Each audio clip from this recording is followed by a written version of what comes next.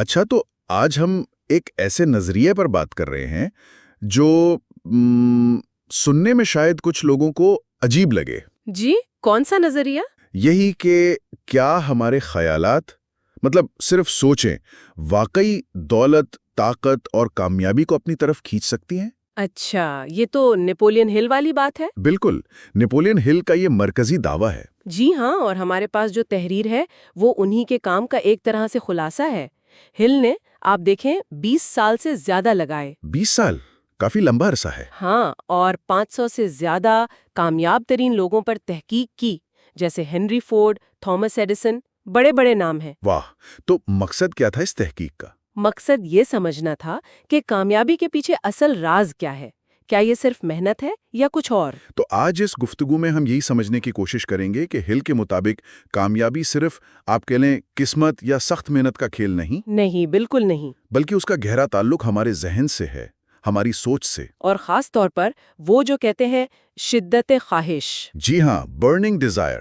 آئیے اسی دلچسپ خیال کی تہ تک پہنچتے ہیں۔ چلیں شروع کرتے ہیں۔ ہل کا سب سے مشہور جملہ، جو کچھ ذہن سوچ سکتا ہے اور یقین کر سکتا ہے وہ اسے حاصل کر سکتا ہے۔ بالکل، لیکن یہ صرف آپ سمجھے مثبت سوچ رکھنا نہیں ہے۔ تو پر کیا ہے؟ یقین سے ان کی کیا مراد تھی؟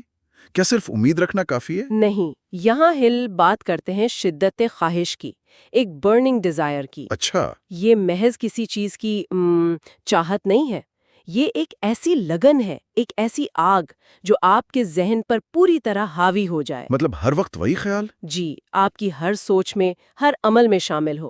ہل کے نزدیک یہی کامیابی کا پہلا قدم ہے، ایک ایسی خواہش جو آپ کو چین نہ لینے دے۔ ایک جنون کی طرح؟ بالکل، ایک مثبت جنون کہہ لیں۔ اچھا، تو یہ خواہش اتنی شدید ہو کہ وہ ہمارے لاشعور تک پہنچ جائے؟ ہل نے لاشعوری بینک کا بھی ذکر کیا ہے، وہ کیا چیز ہے؟ ہاں، یہ بہت دلچسپ نکتہ ہے۔ ہل کا ماننا تھا کہ ہمارا لاشعور وہ ایک بینک کی طرح کام کرتا ہے۔ بینک کی طرح؟ کیسے؟ ایسے کہ جو ہمارے غالب خیالات ہوتے ہیں نا، چاہے وہ اچھے ہوں یا برے، جی، ہم انہیں اس بینک میں جمع کرواتے رہتے ہیں، لاشعوری طور پر۔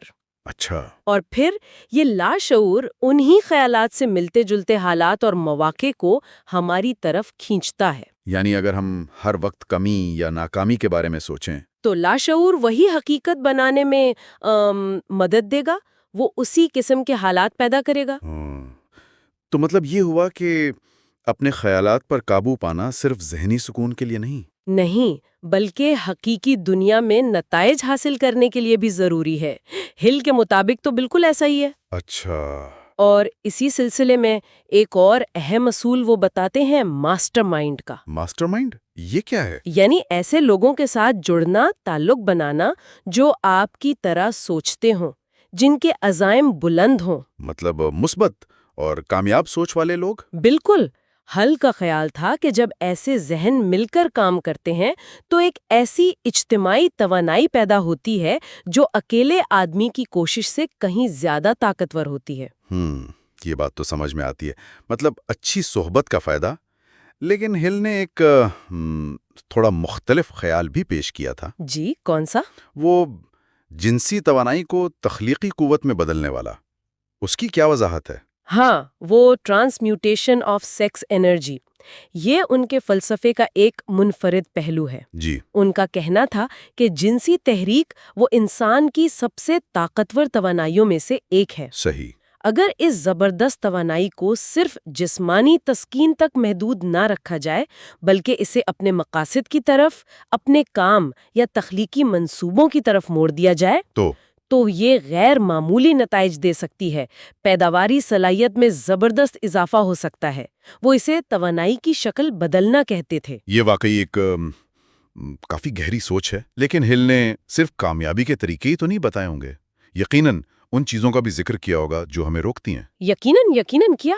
ہل نے خاص طور پر دیکھیں خوف، شک اور منفی خود کلامی کو کامیابی کا دشمن قرار دیا ہے، بلکہ زہر کہا ہے۔ منفی خود کلامی مطلب جو ہم اپنے آپ سے باتیں کرتے ہیں؟ جی، وہ آٹو سجیشن کے تصور پر بہت زور دیتے ہیں، یعنی ہم لاشعوری طور پر خود کو کیا پیغامات دے رہے ہیں۔ اچھا، اگر یہ پیغامات مسلسل ناکامی، مایوسی اور ڈر پر مبنی ہوں گے تو ہمارا لاشعور انہیں سچ مان لے گا اور ویسے ہی حالات پیدا کرے گا۔ تو اپنے ذہن کو منفی سوچ سے پاک رکھنا بھی اتنا ہی ضروری ہے؟ ہل کے نزدیک تو یہ اتنا ہی ضروری ہے جتنا مثبت خیالات کو پروان چڑھانا، دونوں ساتھ ساتھ چلتے ہیں۔ تو اگر ہم ان تمام نکات کو جوڑیں، یہ شدید خواہش، پکا یقین، لاشعور کا کردار، ماسٹر مائنڈ گروپ، توانائی کا صحیح استعمال اور منفی سوچ سے بچنا، تو ہل کا بنیادی پیغام کیا بنتا ہے؟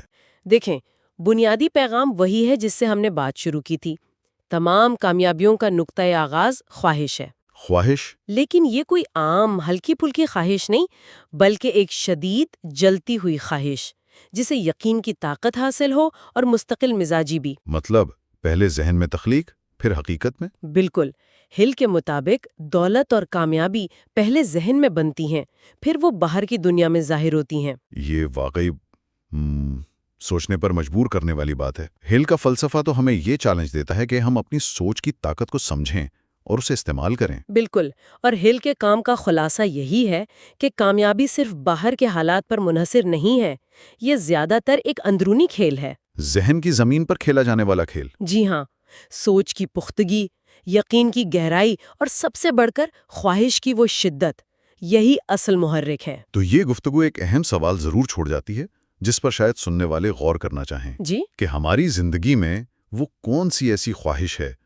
وہ کیا چیز ہے جس کی چاہت اتنی شدید ہو کہ ہم اس کے لیے اپنا سب کچھ، اپنی پوری توجہ، اپنی ساری توانائی لگانے کو تیار ہو جائیں؟ شاید اسی سوال کے جواب میں ہل کے مطابق کامیابی کا پہلا قدم چھپا ہوا ہے۔